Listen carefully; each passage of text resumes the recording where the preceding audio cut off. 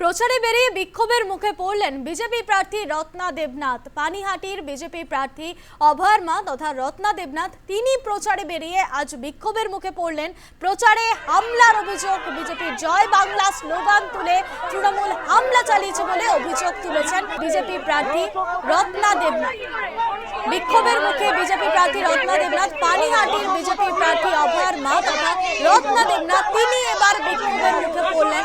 তিনি অভিযোগ করছেন যে প্রচারে বেরিয়ে কিন্তু জয় বাংলা স্লোগান তোলা হয় তাকে দেখে এবং তারপরে হামলা চালানো হয়েছে। বিক্ষোভের মুখে পড়লেন বিজেপি প্রার্থী রত্না দেবনাথ, তাকে দেখে জয় বাংলা স্লোগান তোলার অভিযোগ এবং তার উপরে হামলা চালানোর অভিযোগ উঠেছে। এমনই অভিযোগ তুলেছেন বিজেপি প্রার্থী রত্না দেবনাথ। প্রচারে বেরিয়ে আজ বিক্ষোভের মুখে পড়তে হচ্ছে অভয়ার মা তথা রত্না দেবনাথকে। কি বলছেন বিজেপি প্রার্থী রত্না দেবনাথ শোনাবো। তৃণমূলের গুন্ডা বাহিনী আমার গায়ে অল্প লেগেছে, আমার সঙ্গে যারা ছিল তাদের বেশি লেগেছে। হ্যাঁ, প্রচারে বেরিয়েছিলাম। ঘটনাটা কিছুই হয়নি, আমরা যাচ্ছিলাম, প্রথমে ওরা জয় বাংলা স্লোগান তুলে আমার গায়ে ফুল চড়িয়েছিল, তারপরে আমার সামনে এসে অ্যাটাক করেছে।